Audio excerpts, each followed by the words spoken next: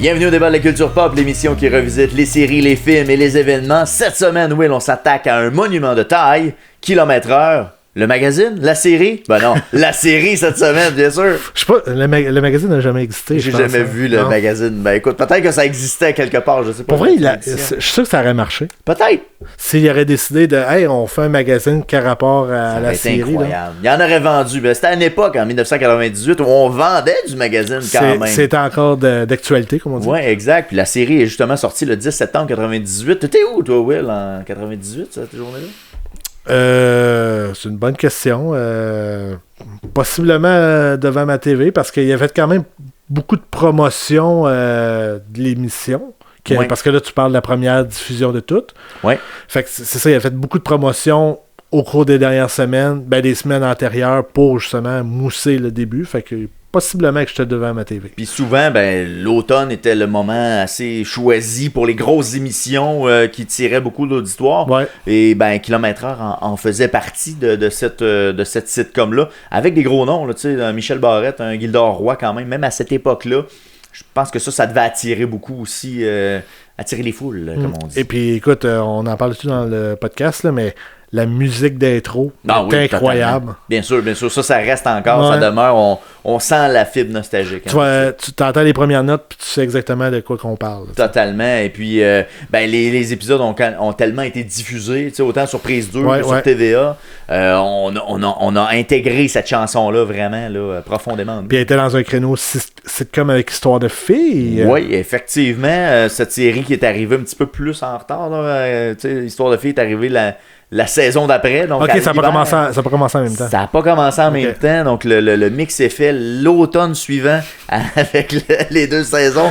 Alors, c'est incroyable. Mais ils ont créé un monstre à quelque part parce que ces deux séries-là sont intimement liées. On n'est pas capable de les dissocier. Là. Si on parle à Kilomètre-heure, on pense à Histoire de filles et inversement. Oui, puis même dans Prise 2, ils ont fait la même affaire. Ah, pas vrai? Oui, ils passent back-à-back les deux. Quand même. Puis ils mettent 450 Chemin du Golfe. 450 Chemin du Golfe. Oui, il n'y a pas rapport, là, mais... Il y a quand même un auteur qui est relié quand même à la série Kilomètre-heure. Mais c'était pas le même poste, ça je veux dire. Mais c'était pas le même poste. Mais quand on achète en lot, pourquoi pas? Hein? Fait que le bloc sitcom vit... D'après moi, il vit toujours. Là. Ça fait longtemps que j'ai pas regardé Prise 2, mais il me semble qu'il passe encore. Ça existe encore. Écoute, ça se démode pas, j'imagine. Il y a encore un public pour ça. Ah, ça, on pourra en discuter dans le podcast. On va justement en parler dans le podcast, effectivement. Vous dire qu'on a aussi un podcast live qu'on fait maintenant depuis plusieurs semaines. Entre autres choses, Will, qu'on a. Oui, tous les mercredis à 20h, disponible sur Twitch, Facebook et YouTube. Donc, vous pouvez nous suivre, commenter avec nous, puis on vous répond live. C'est ça le but, c'est le concept d'être en direct. Sinon, notre version qu'on fait pour la télé en version intégrale est disponible également sur YouTube, sur notre chaîne YouTube. Et également, une version de 30 minutes est faite pour la TVCBF que vous pouvez visionner sur tvcbf.tv. Sinon, la version audio est disponible sur Spotify, Apple Podcasts, YouTube Music, Balado Québec. Et finalement, nos réseaux sociaux, vous pouvez nous suivre là, Facebook, Twitter, TikTok, Instagram, X, Blue Sky... C'est assez. Ouais. ça nous complète. Alors, cette semaine, notre panéliste David Lisotte, qui était sa première écoute complète de la série. Oui, il y avait 4 ans que ça commençait. Donc, il a vraiment été initié avec nous. Il avait écouté quelques émissions, parce que comme on dit, ça a passé plusieurs fois sur Prise 2 et tout. Fait qu'il avait déjà vu des émissions, mais s'attarder à Kilomètre-heure, 3 émissions de suite, là, c'était sa première. Alors, c'est ce qu'on va aller faire. On va aller écouter justement Kilomètre-heure. Alors, restez avec nous. On va t'avoir une petite frette? Je sais pas si on va en avoir une. On va voir ça pendant l'épisode. T'en as une juste à côté de toi. Là. Ah, t'as bien raison. Bon épisode.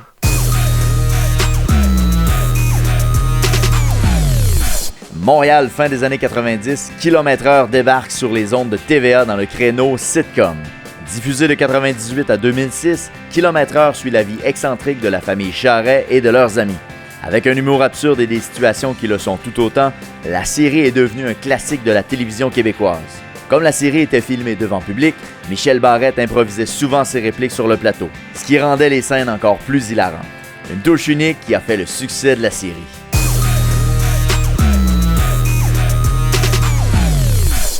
Messieurs, merci de nous rejoindre avec la série Kilomètre-heure. Et là, j'ai une question pour vous, une question choc pour démarrer l'épisode. Est-ce que l'humour vieillit mal? Ben oui. Oui! David, qu'est-ce que t'en penses, toi? Je suis pas d'accord. Moi, je pense que ça peut rappeler des souvenirs. Si, mettons, on se fie à kilomètre-heure, la façon dont je vois ça, je vais faire une comparaison. Mon père, il a 70 ans, puis à sa vingtaine, il a acheté un Trans-Am. OK. Ça a été son char. Il a toujours regretté de l'avoir vendu. Puis je pense que de le remettre, de l'asseoir dans un Trans-Am, même s'il serait ses blocs, il se rappellerait quand même... Les flashbacks lui reviendraient. C'est ça. Fait que je pense qu'on est capable de s'asseoir puis écouter le kilomètre-heure, exemple. Là. On est capable de l'écouter puis de se projeter à cette époque-là puis de se dire c'était bien reçu, ce genre de blague-là, c'était bien... Non, je pense que oui, mais il faut quand même avoir de l'ouverture. Oui, mais tu réponds un peu à la réponse. Ben, tu réponds à la question, tu contredis ce que tu dis. Tu contredis qu'est-ce que tu dis parce que tu dis il faut que tu t'adaptes à l'époque. Genre, tu dis à l'époque c'était drôle, mettons. Faut s'ajuster. Oui. Mais tu sais, est-ce qu'elle a bien vieilli? Non, parce que, mettons, si quelqu'un te dirait ça live, tu ferais. T'arrives de où, toi, là? Ben, je pense qu'il y a juste le bon vin qui vieillit bien, là. Ouais. Mais ce que je veux dire, c'est que ça peut rappeler des souvenirs. Oui, absolument. Mais c'est de se ramener dans cette époque-là. Quelqu'un qui prend ça hors contexte et qui voit ça comme étant une série d'aujourd'hui, ça passerait pas probablement, un peu comme, mettons, Yvon Deschamps. Là. Ouais. C'est-à-dire, le monde ne sont pas fâchés ou sont... Ils continuent à l'aimer quand même. Mais il y avait un deuxième degré dans Yvon Deschamps. À 100%. Yvon avait... Je suis pas sûr que kilomètre-heure. Je sais pas si kilomètre-heure, on essaie de contester ou de coordonner peut-être le type de personnage. Parce que bon, on va à la rencontre de Denis et Germain dans cette série-là. Dans ce qu'on a fait, c'est qu'on a écouté les 3 premiers épisodes de la saison 1. C'est le mandat qu'on s'est donné. Mais sinon, David, est-ce que tu étais un fan de la série peut-être à l'époque où c'était diffusé ou est-ce que tu suivais ça assidûment? J'avais 4 ans quand ça a sorti, 98. OK. Fait que non, pas vraiment. Ça t'a souvenir des bons souvenirs. C'était des bons souvenirs. Non, mais tu sais, je me rappelle que oui, peut-être que ça jouait en arrière-fond chez nous, mettons. Mes parents veulent l'écouter un peu, là. Mais je sais qu'après ça a été rediffusé sur Prise 2. Oui, effectivement. J'étais abonné, puis je le voyais passer en même temps que 4-5-0, là, chez du golf, il y avait tous ces classiques-là. Mais je me suis jamais vraiment assis pour l'écouter, pour prendre le temps d'écouter la série. Mais non, j'ai bien aimé J'ai bien aimé les 3 premiers épisodes que j'ai écoutés. Là. Donc, tu les avais jamais vus? Tu n'avais jamais vu ce bout-là, l'introduction finalement? Là, parce qu'en tout cas, le 1, on en parlera, mais ça semble être un genre de pilote, en tout cas, là, la façon que c'est bâti. Là. Mais tu n'avais jamais vu aucun des 3 épisodes. Puis après ça, j'ai été faire un peu de recherche pour voir un peu plus loin. Là, il y a plusieurs saisons qui est sorti. Puis il y a plusieurs nouveaux personnages qui sont rajoutés à la série. Fait que j'ai l'impression que nous, on a vu vraiment, comme tu dis, le pilote, la base là, de la série. Là. Où on place les personnages, évidemment. Oui, exactement. Ouais. Toi, Will, quelle relation as-tu avec Denis et Germain? Moi, c'était une quotidienne que j'écoutais beaucoup avec... écoute, pas que je l'attendais, mais je l'écoutais pas mal toutes les semaines. C'était genre Histoire de filles et kilomètre-heure, un à la suite de l'autre. Le mardi, là. Toi, t'étais l'abonné, là. Fait que, écoute... C'est ça, pas que je l'attendais, mais c'était un automatisme de l'écouter. Puis j'ai remarqué qu'il y avait juste 4 saisons. Dans ma tête, il y avait genre 8 saisons. Je sais pas si c'est parce qu'il y a eu 25 reprises, là, mais j'ai comme l'impression. Je pense qu'ils ont travaillé beaucoup là-dessus sur les reprises, parce que c'est 161 épisodes, si je me rappelle bien, là, dans les recherches. Donc, tu sais, il y a eu la répétition, puis en plus, ça a passé à prise 2, comme tu disais. Fait que ça a dû mousser l'effet qu'il y a 1800 épisodes là-dedans. Ouais, c'est ça. Quelqu'un qui ne sait pas, c'est pas fini, ça, cette histoire-là. Ouais, c'est ça achève pas. Puis je me souviens aussi de la dernière épisode, là, elle m'avait marqué là, à l'époque. Là. OK. Rappelle-moi, parce qu'honnêtement, celle-là, ça me dit rien. Là, Ben, je pense que Michel, Denis plutôt, il décède à la fin. Puis là, il part en char comme s'il serait des anges avec Germain dans un char. Puis, Denis meurt à la fin. Ben, les deux. Tu nous dis ça là, toi. Tu spoil à tout le monde. Denis meurt à la fin. Ben, excuse-moi, là, c'est spoiler de 20 ans. Parce qu'on fait souvent le gag. C'est souvent quand ça fait longtemps, on en dans mes souvenirs, où c'est comme genre peut-être plus tard, ça arrive, là, mais j'ai comme un souvenir de ça, justement. Là, sont dehors, puis les gens prennent une petite frette, puis là, ils embarquent dans le char, puis... Mais c'était pas comme un rêve, parce que là, on dirait qu'en parlant, ça me dit que c'était pas comme un... C'était un rêve, peut-être. C'était aussi proche que ça, là, tu sais, que c'était peut-être un rêve. Finalement, la série n'a jamais existé. Peut-être, c'est ça, c'était tout... On a tous imaginé ça de bout en bout. Mais sinon, ben, le contexte de l'épisode, on mettait en vedette Gildor Roy, Michel Barrette, c'était vraiment les figures de proue qui voulaient mettre de l'avant-plan. À une époque où il était assez populaire quand même. Tu sais, je sais pas si, peut-être plus Will, là, tu avais 4 ans à ce moment-là. Mais pour Will, est-ce que c'est quelque chose qui avait un impact pour toi de dire, hey, c'est ces deux-là qui sont là-dedans, ça amène de la crédibilité à la série ou zéro pantoute? Écoute, la seule connaissance que j'avais de Michel Barrette. Ça vient.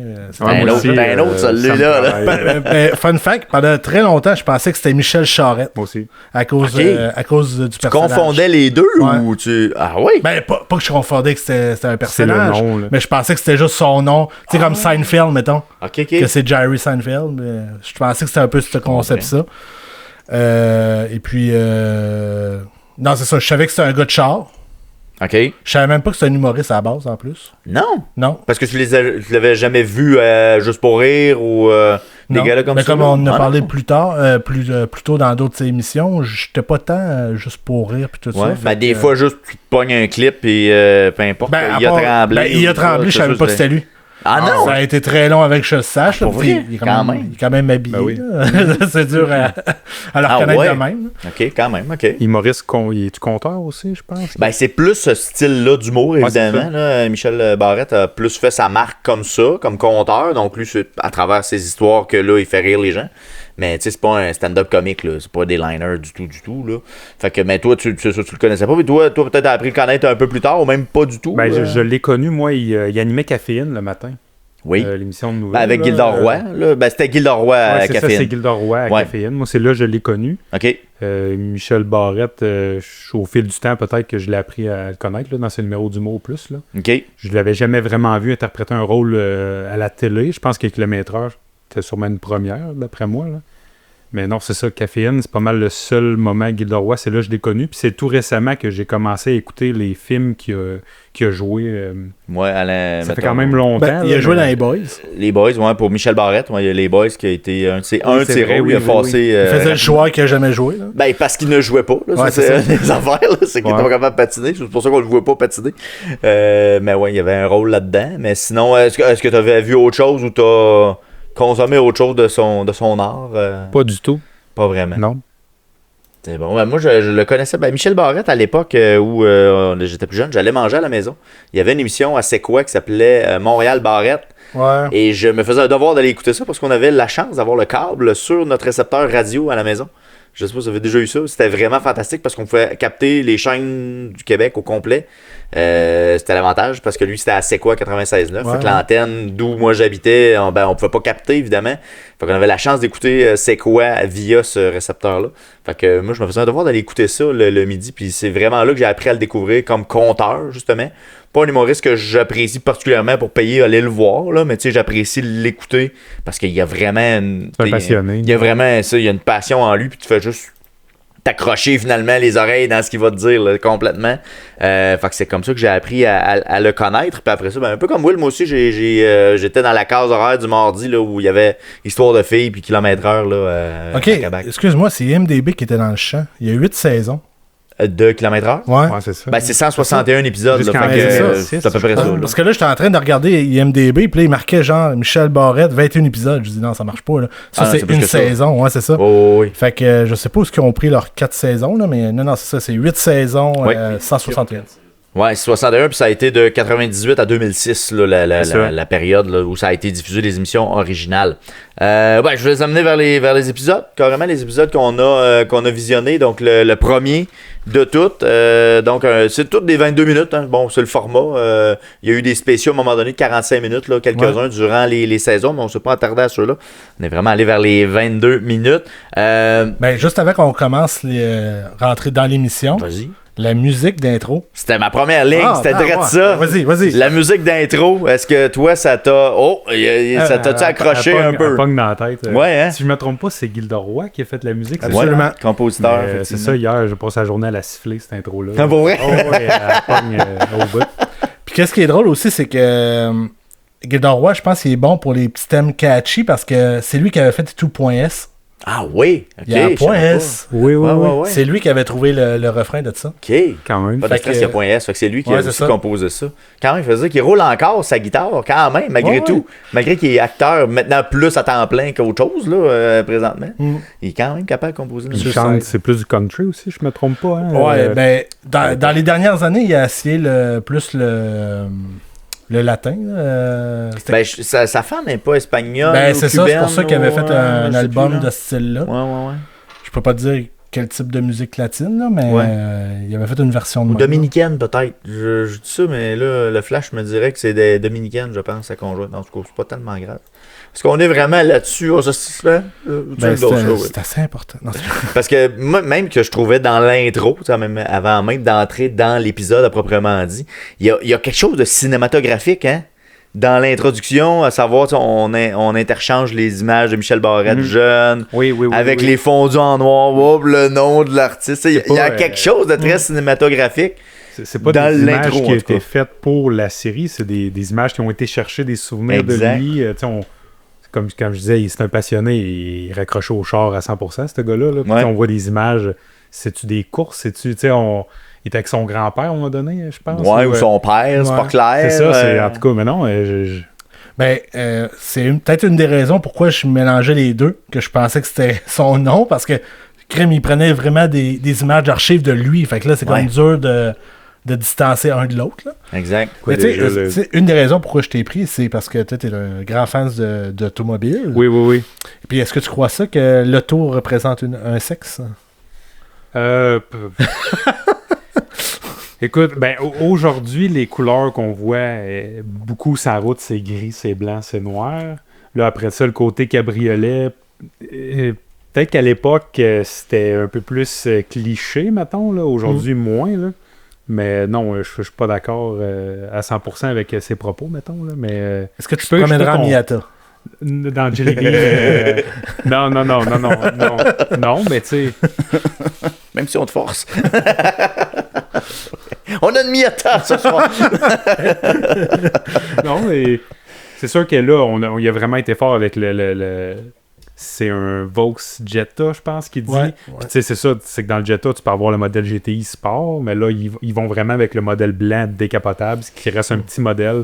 Peut-être que oui, il est un peu plus rattaché côté, il devait être en vente plus avec les femmes, mettons. Mm-hmm. Mais non, je suis pas d'accord à 100% avec... c'est comme les New Beatles, mettons, à l'époque. Ouais. Oui, c'est ça. C'était plus des femmes qui avaient ce genre de véhicule-là. Ils sont revenus, nos deux amigos de kilomètre-heure, dans des pubs de pas de microbrasserie, mais de magasins de microbrasserie, Petite Frette. Avec le concept justement des deux acteurs. Je sais pas si vous êtes allé voir les deux pubs. Ouais, j'ai vu les deux. Donc, c'est des pubs qui sont sortis en 2023, si je me trompe pas, qu'on essaie de justement revendre là, le concept de il avait fait une bière aussi, me semble, à ma connaissance. C'est ça, on a ressorti, il y avait la bière de Gilderoy, il y avait la bière de Michel Barrette, et il y avait la petite frite, la vraie petite frite, selon la dite pub. Malheureusement, les magasins, à ce moment-ci, ça a fait un peu pétate, ça a moins marché que supposé. Mais je trouve le clin d'œil intéressant quand même de ramener les deux acteurs. Mais ils ont-tu attendu trop longtemps, justement, pour... 20 ans plus tard, c'est ça, pas, genre. Ouais.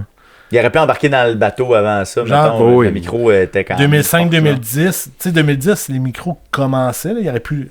On y va direct là, genre. Avec une association avec n'importe quel microbrasseur pour essayer de faire la petite frette, mettons, de... Tu sais, Boréal, à la limite, ça fait très longtemps que ça existe, là. Ouais, effectivement. Fait que ça aurait pu être une Boréal. Mais c'est peut-être moins dans le branding de faire des bières spéciales, Boréal. Ils sont très dans le c'est pas eux qui ont fait la bière des boys? Je sais pas, ça se peut. C'est une bonne question. Je sais pas. J'ai vu les caisses, là. Ouais, c'est ça. Mais je suis pas sûr, là, mais je sais que c'en est un. Parce que ce qui reste de kilomètre-heure, c'est un peu ma question à vous. C'est Brasseur RG. RJ? Ouais. OK. RJ fait quoi donc déjà? Ah ouais, Ils ont d'autres marques, me semble. Mais je me demande, c'est pas Boréal, justement. Belle gueule. Belle gueule, bon, voilà. C'est ça. Cheval blanc, Tremblay. C'est bon. Mais ce que je voulais vous poser comme question, finalement, c'était qu'est-ce qui reste de kilomètre-heure? Il y a la petite frette. Je pense que ça demeure encore aujourd'hui. Tu avais peut-être déjà entendu. Ouais, celle-là, j'avais déjà entendu l'expression. Est-ce qu'il nous reste autre chose de kilomètre-heure? La toune? Ouais, c'est ça. La toune reste collée dans la tête sur un temps. Y a-t-il autre chose qui reste? Parce que bon, ça a été populaire, ça a été vu. Ça tourne encore aujourd'hui. Je ne sais pas jusqu'à quel point ça fait des codes d'écoute. J'en ai aucune idée. Mais à part ça, est-ce que ça a révolutionné le sitcom au Québec? À l'époque où là, on était en train de diminuer au niveau de la petite vie, là, on était en fading out, là, en bon français. Là, c'était une autre génération de sitcom qui est montée. Ouais, mais je pense pas que ça a juste suivi la vague. Ça n'a pas révolutionné en aucune façon. Là. Ça a été très populaire pour l'époque. Là. C'est comme tu disais, ça jouait le mardi. Ouais. Puis à l'époque, on n'avait pas autant de distractions. Comme aujourd'hui, nos téléphones, quand j'ai du temps, j'avance une de mes 3 séries que j'écoute. Là, c'était le mardi soir, je finis de travailler, les enfants sont couchés peut-être, puis après ça, sac de popcorn, puis on écoute les deux. Puis aussi niaiseux que ça, à ma connaissance, le hockey, il y en avait très peu le mardi, c'était plus le mercredi à l'époque. En plus. C'est possible. Fait que... Peut-être à TQS, par exemple, il me semble qu'à TQS, il y avait, ouais, peut-être. Ça se peut. Je sais plus. Mais bref, tout ça pour dire que finalement, le fait, parce que moi, ce que je voulais peut-être vous amener, c'était le fait qu'on avait 2 vedettes, 2 gros noms dans un sitcom. Qui était peut-être pas nouveau parce que La Petite Vie avait quand même, écoute, c'est une brochette de vedettes incroyable, mais tu sais, d'amener ça dans le contexte puis de dire, ben regarde, ça c'est les 2 têtes d'affiche, les 3 têtes d'affiche, peu importe. On l'a pas tant revu par après des gros sitcoms où il y avait des grosses têtes d'affiche comme ceux-là. 4-5-0 Chemin du Golfe, tu sais, il y a peut-être celui-là là, qui pourrait. Ça fait plus tard, ça, 4-5-0? Ça, j'ai des souvenirs de ça. Ouais, c'est ça. Là. Ouais, c'est plus début 2000, ça. C'est pas mal à la suite de, je te dirais. Okay. Ouais. Parce que c'est dans les mêmes créateurs là, de séries, entre autres, là, 4-5-0 et Kilomètre-heure. Il y a un créateur qui est pareil dans les deux, là, je me souviens. Ça, c'est 2003 à 2009. François. Puis l'autre, c'est 2006 que ça finit. Ok, c'est ça. Il y a eu 3 ans qui ont été là. Ça s'est intercalé. Ouais, t'as posé. Ouais, Jean-François Penneau qui a fait Kilomètre-heure et 4-5-0 Chemin du Golfe. Il est un des auteurs. Il a fait Grosse Vie aussi avec Normand Bratois. Ça a moins pas ça a été plus tranquille. Mais ouais, c'est ça. Fait que c'est peut-être par après. Mais tu sais, des sitcoms où il y a eu des gros noms comme ça par après, on a comme... On a moins vu. On a moins, là, un petit peu moins. Marc Labrèche qui a fait Le cœur a ses raisons, là, peut-être, là. Qui est un sitcom qui est pas tout à fait la même principe avec le public. Fait que c'est pas pareil. Ouais, c'est ça, c'est un peu différent, c'est en studio. C'est comme il y a eu tout l'émission avec Benoît Briard qui passait sur Madame Lebrun. Madame Lebrun. Ouais. Mais tu sais, ça n'a pas levé autant que... Qui est la dernière mouture, dans ma connaissance, là, devant le public, là, je pense pas qu'il y en a vraiment eu d'autres par la suite. Est-ce qu'on reverra ça, un format comme ça, vous pensez? Est-ce que c'est quelque chose qui pourrait revenir à la mode, selon vous? Je ne sais pas. Moi, c'est la question que je me posais, moi, en écoutant ça. J'ai jamais vécu ça, vraiment. Tu sais, c'est fascinant que tu n'aies jamais vécu ça. Fait qu'on est peut-être dans... T'sais, on a peut-être eu un creux de vague que le monde sont écœurés. Il va peut-être avoir un retour à un moment donné. Il va avoir un intérêt puis ça va ramener. Là. Peut-être. Il y a une affaire que je viens de flasher. Là. Il y a eu une émission à TVA qui s'appelait Rue King. Vous savez c'est quoi avec Stéphane Ballavance? Ça aussi, c'était fait devant le public. OK. Ça fait pas tellement longtemps. C'est 2020. C'est pandémie. C'est comme improvisé. Qui est comme partie scénarisée, partie improvisée, qui était devant le public. C'est le dernier peut-être exemple que j'ai avec Madame Lebrun. Qui serait devant le public. Pour vrai, là, je vois vraiment de mémoire, là. Mais c'était quand même un bon concept d'émission qui devait pas être facile à manager, mais pour les acteurs, ça devait être quelque chose. Là, après, hein. Écoute, ça devait virer à 100 000 à l'heure, là, mais tu sais, puis en plus que tu es devant le public pour performer avec quelque chose qu'il faut que tu rendes. Tu dis quoi, Phil? 2020. Donc, ils ont eu une saison, hein? 1 ou 2 saisons, c'est pas... 2 saisons en 2021. Ouais. Fait que c'était un bon concept, mais ça aussi c'était devant le public. C'est peut-être le dernier. En tout cas, Mais eux autres, c'était genre one shot par contre, c'est ça l'affaire. Fait que ouais. pas... Fallait que ça soit bon tout de suite. C'est ça. Ouais, exact. Mais c'était les rendus, en tout cas les émissions, de ce que j'ai vu, c'était vraiment très bon. Là, non, moi j'avais adoré aussi, ouais, c'est vrai. Tu me fais que, penser, j'avais carrément oublié ça. Ouais, exact. Fait que peut-être qu'on reverra un concept comme ça. Tu sais, des fois, quand tu as un bon concept avec des bons acteurs, tu sais, il y a peut-être un mélange là qui pourrait fonctionner. Qui sait? Ouais. On sait jamais. Ben écoute, ça compléterait. Merci messieurs d'avoir écouté Kilomètre-heure avec nous. Merci beaucoup.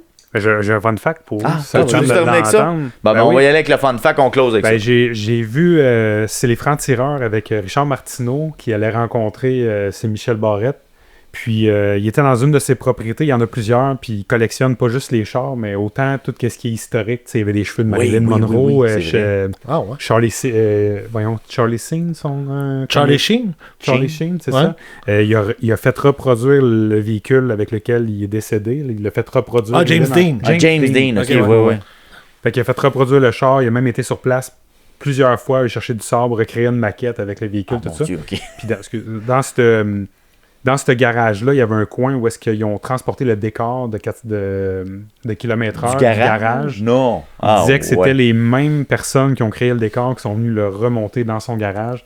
Il dit toutes les peintes d'huile sont remontées aux mêmes places, toutes les straps. Il y a même le frigidaire. Je sais pas s'il en reste, puis où le frigidaire, il y a de la bière encore dedans. C'est fou, là. C'était passionné. C'est... Puis même, il avait fait à un moment donné une émission à Historia qui était l'Amérique de Michel Barrette.